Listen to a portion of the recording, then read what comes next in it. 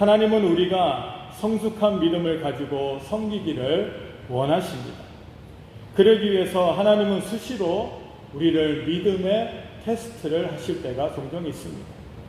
여러분, 그 테스트가 오늘 여러분에게도 저에게도 수시로 다가온다는 사실을 우리는 알아야 할 줄로 믿습니다. 여러분, 우리는 매일매일 시험을 치르는 것 같은 그러한 삶을 살아가고 있다는 겁니다. 여러분, 시험에는 두 가지 종류의 시험이 있다고 합니다. 첫 번째 시험은 하나님이 주시는 시험이라는 겁니다. 하나님이 주시는 시험은 그 시험을 통하여서 우리에게 복이 되는 시험이다라고 성경은 말씀하십니다. 하나님이 우리를 시험하시지만은 그 시험은 우리를 망하게 하기 위해서 하시는 시험이 아니라 우리를 더욱더 성숙되게 하시고 우리에게 더 큰 복을 주시기 위한 시험이다라고 성경은 말씀하십니다. 또 한 가지 시험이 있는데 그것은 바로 마귀의 시험이라는 겁니다. 여러분, 마귀의 시험도 끊임없이 우리를 흔들어 놓습니다. 마귀의 시험의 특징이 뭡니까?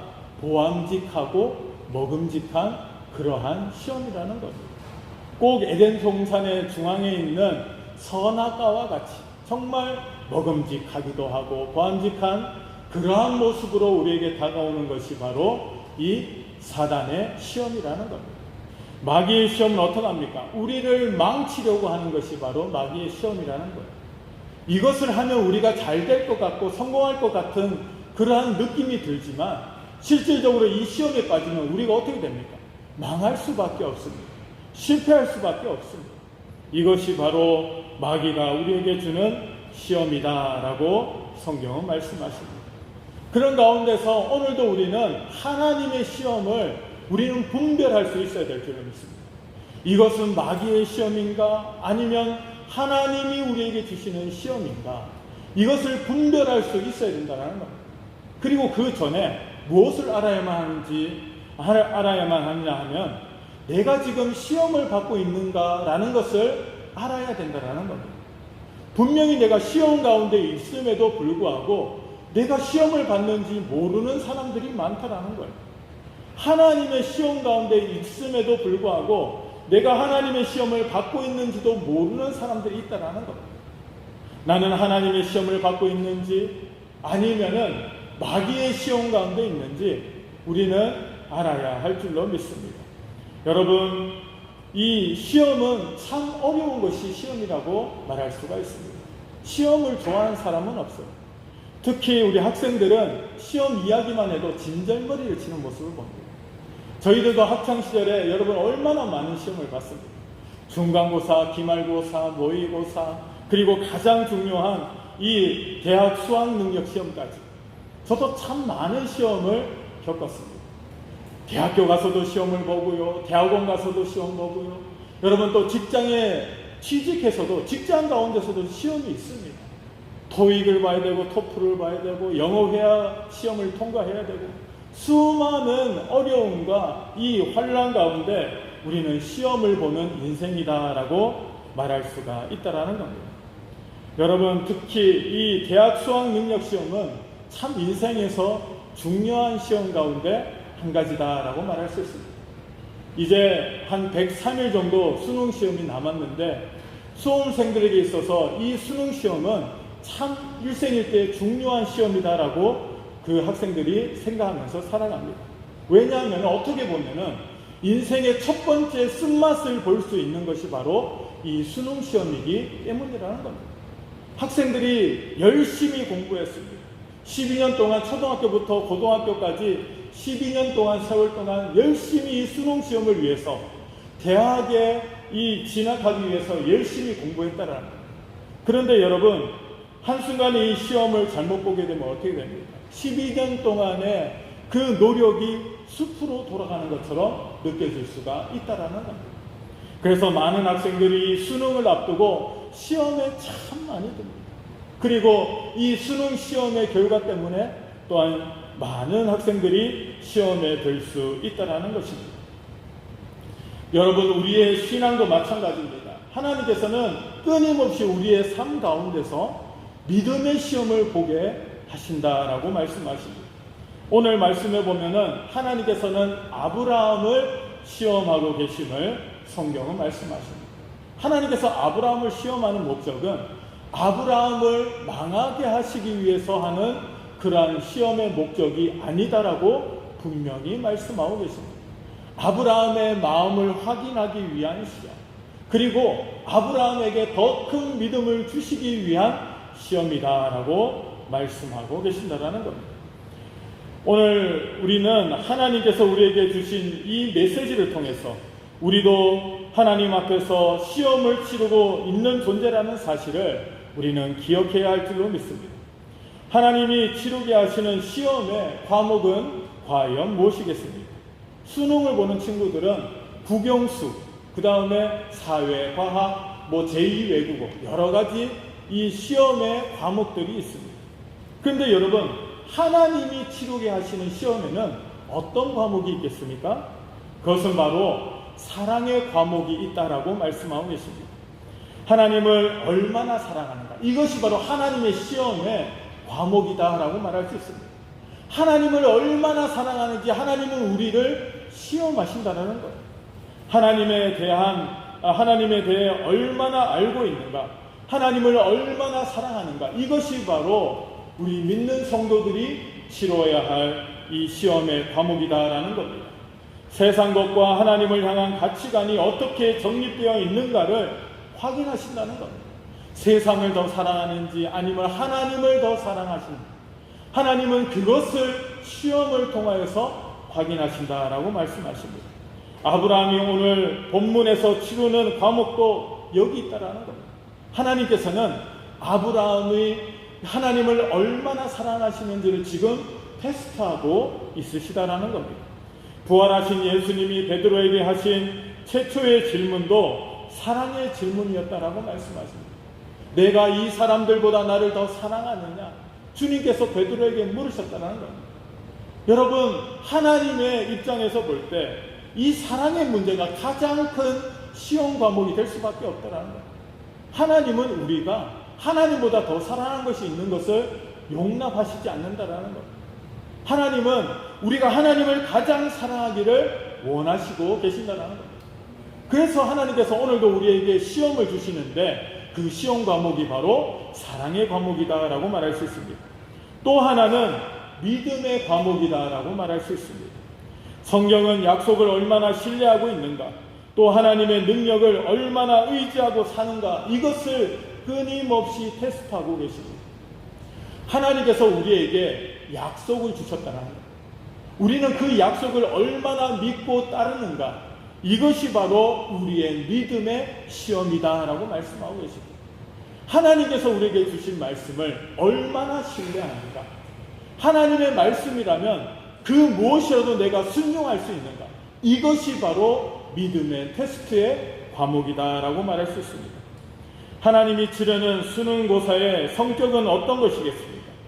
여러분, 매년 치르는 시험을 보면은 출제 경향이 있다라고 합니다.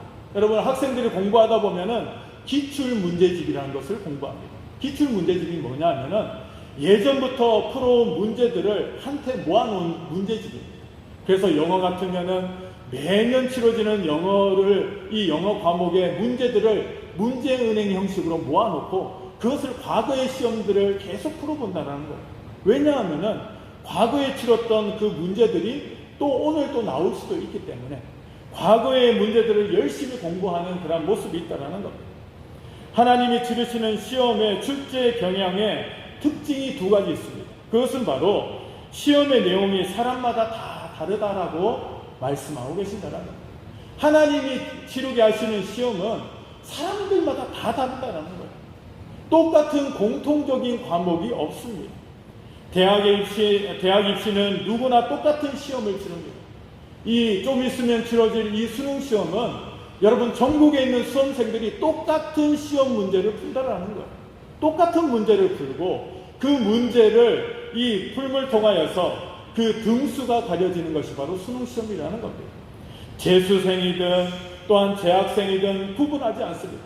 남자건 여자건 나이가 있는 사람이건 젊은 사람이건 장애인이든 비장애인이든 이 시험 앞에서 모두 다 똑같다라는 겁니다. 모두 다 똑같은 시험지를 받아보고 그 시험지를 푸는 것이 바로 수능 시험이라는 겁니다. 하지만 여러분, 하나님의 시험은 사람들마다 합당한 그 맞춤형 시험이다라고 말씀하십니다. 하나님의 시험은 우리에게 맞춰진 시험이다라고 성경은 말씀하고 계신다는 겁니다. 모든 사람이 똑같은 시험을 치르는 것이 아니라 사람들마다 각자의 시험이 있다라고 말씀하고 계신다라는 겁니다. 여러분, 또한 이 하나님의 시험의 특징은 신앙의 단계별로 시험이 높아진다라고 말씀하십니다. 여러분, 아브라함의 경우를 보시기 바랍니다. 창세기를 통해서 살펴보면 아브라함에게는 4단계의 시험을 치르시는 모습이 나오고 있다라는 겁니다. 그 첫 번째 단계는 떠나라라는 시험이었다라는 겁니다. 여러분, 아브라함에게 하나님께서 시험하시는데 첫 번째 시험 과목이 뭐냐? 내가 살고 있는 그 땅에서 떠나라라는 시험을 하나님이 주셨다라는 겁니다. 창세기 12장에서 보면은 본토 친척 아비집을 떠나라 하시는 과제가 하나님이 아브라함에게 주시는 첫 번째 과목이었다라는 겁니다. 이 말씀에 아브라함은 어떻게 했습니까? 말씀에 순종하였다라는 거예요. 그러니까 첫 번째 시험에서 아브라함은 통과하게 됐다라는 겁니다. 만약에 아브라함이 하나님의 말씀을 들었음에도 불구하고 첫 번째 과목에서 불순종했다면 어떻게 되겠습니까? 그는 믿음의 조상이 될 수 없었다라는 겁니다. 첫 번째 과정을 잘 통과했기 때문에 두 번째 과정을 또 지나갈 수가 있었다라는 겁니다. 두 번째 단계는 무엇이었습니까? 환경의 시험을 주셨다라고 성경은 말씀하십니다. 하나님께서 아브라함을 가나안 땅까지 인도하였습니다. 그리고 가나안 땅에 도착하자마자 하나님께서는 또 아브라함에게 시험을 주셨습니다. 그 시험이 무엇이었습니까? 이 가나안 땅에 큰 기근이 들게 하셨다라는 겁니다. 아브라함이 살고 있었던 이 고향 땅은 얼마나 비옥한 땅인지 모릅니다.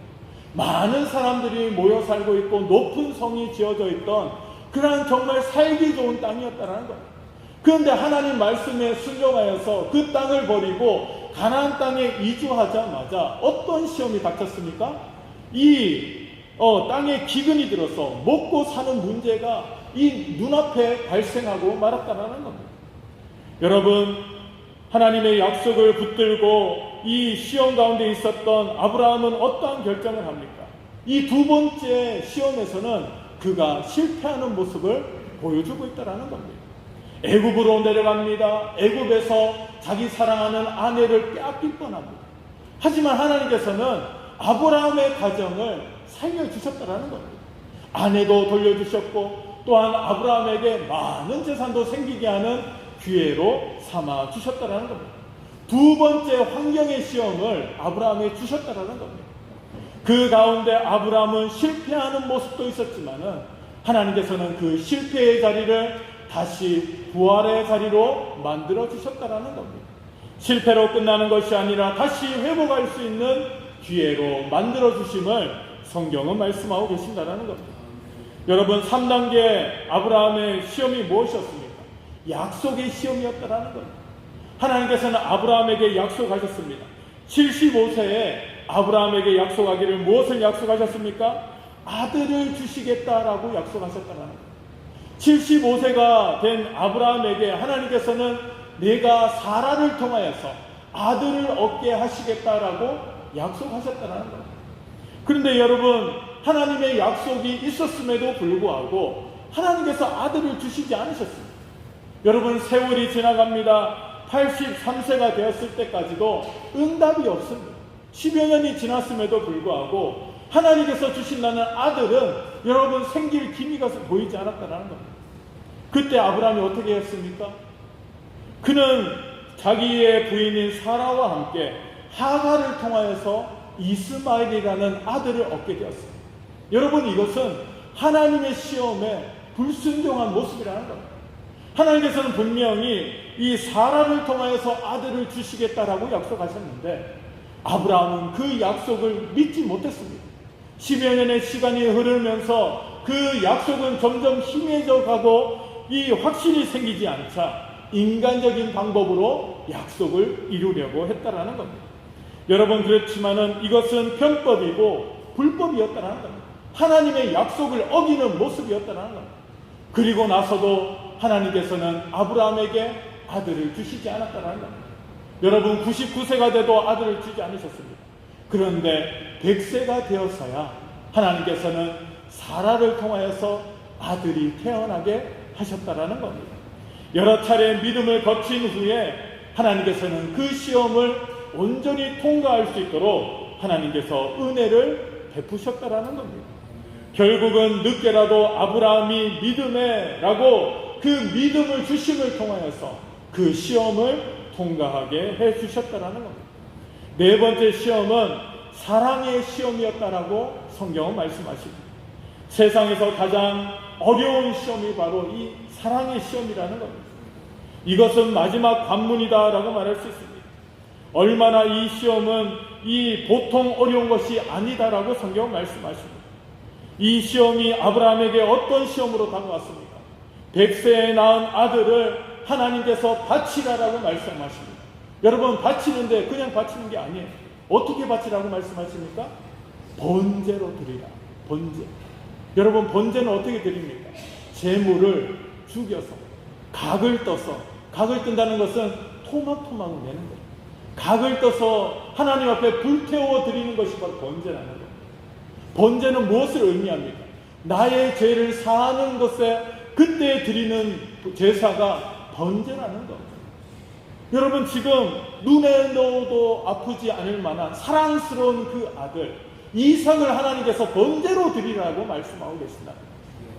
여러분, 이것은 하나님을 향한 사랑의 시험이다라고 말씀하십니다. 여러분, 이 시험 앞에서 아브라함은 정말 흔들릴 수밖에 없었다는 겁니다.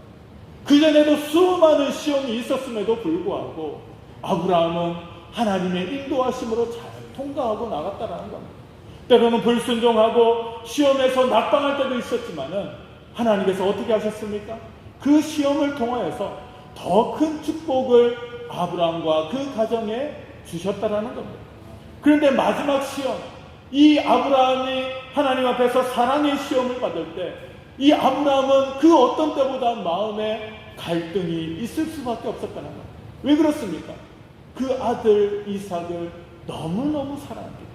세상에 그 무엇을 주어도 이 이삭과는 바꿀 수 없을 만한 사랑의 아들이었기 때문에 아브라함은 고민할 수밖에 없었다는 거예요. 그런데 여러분, 오늘 본문 말씀에 보면은 아브라함은 이 시험을 잘 해결하고 나갔다는 겁니다. 하나님 앞에 합격의 합격증을 받는 모습이 나오고 있습니다. 12절 말씀에 보면 뭐라고 말씀하십니까? 사자가 이르시되 그 아이에게서 내 손을 대지 말라. 그에게 아무 일도 하지 말라. 내가 내 아들 내 독자까지도 내가 아끼지 아니하였으니 내가 이제야 내가 하나님을 경외하는 줄을 아노라 라고 말씀하고 계십니다. 여러분, 여기에서 우리가 특별히 살펴볼 부분이 이 부분입니다. 내가 내 아들 내 독자까지도 내가 아끼지 아니하였으니 내가 이제야 내가 하나님을 경외하는 줄을 아노라 라고 말씀하고 계십니다. 여러분, 어떻게 할 때요? 내 사랑하는 아들 이삭 독자까지도 하나님 앞에 순종하고 바칠 때 그때서야 내가 하나님을 경외하는 줄을 아노라. 이러한 이 합격증을 받을 수 있게 된다는 것입니다. 여러분, 많은 크리스찬들이, 하나님의 백성들이 이 시험 과목 앞에서 많은 사람들이 실패합니다. 이 시험에 통과하지 못합니다. 낙방하는 사람들이 얼마나 많은지 모릅니다. 여러분, 이 시험에 요구하는 것은 하나님을 얼마나 가치 있게 보느냐 하는 것이라는 겁니다. 내가 이 세상에서 정말 사랑하는 것, 정말 내가 이 세상에서 없으면 안 된다라고 여겨지는 그것까지도 하나님 앞에 드릴 수 있는 이 마지막을 통과하는 사람만이 하나님 앞에서 인정받는 그러한 성도가 된다라고 말씀하고 계십니다. 여러분, 때로는 우리가 사랑하는 것들이 우리 앞에 장애물로 다가올 때가 있습니다. 하나님께서 내 사랑하는 자녀를 바쳐라, 너의 물질을 바쳐라, 네 건강을 바쳐라, 너의 사명을 온전히 이행하여라, 어떤 일들보다도 하나님 앞에서 믿음을 지키라라고 요구하실 때 때로는 우리는 시험에 빠질 수가 있다는 겁니다. 하지만 여러분, 이 시험의 본질을 우리가 잘 알아야 할 줄은 있습니다. 내가 이것들보다 나를 더 사랑하느냐. 예수님께서 베드로에게 하신 그 질문이 오늘 우리에게 하나님을 향한 사랑의 증거를 보이라는 이 말씀과 마찬가지라는 겁니다. 예수님이 베드로에게 말씀하셨습니다. 내가 이것들보다 나를 더 사랑하느냐. 그렇게 말씀하셨을 때 베드로가 뭐라고 대답했습니까? 주님, 주님이 아십니다. 여러분, 그때 실패한 베드로에게 예수님은 두 번째 사명을 주셨다는 겁니다. 그때부터 베드로는 그 사명을 받고 완전히 달라진 인생을 살아가게 되었다는 겁니다. 여러분, 우리도 이 마지막 관문, 이 사랑의 시험의 관문을 잘 통과하는 그러한 성도들이 되어야 할 줄로 믿습니다. 하나님이 치르시는 수능고사는 때로는 도저히 이해할 수 없는 시험이 있을 때도 있습니다. 여러분, 생각해 보시길 바랍니다. 여러분, 사랑하는 아들 이삭을 바치라, 그것도 번제로 바치라고 하나님께서 요구하고 계신다는 겁니다. 이러한 모습은 그 과거에 우상을 숭배하던 자들이 드리는 제사 형식이었다는 겁니다. 여러분, 우상 숭배자들이 어떻게 제사를 하였느냐? 자기의 자식들 가운데 자식을 택하여서 그 우상에게 산채로 불태워서 드리고, 이렇게 보면 번제로 드리는 모습들이 있었다는 거예요.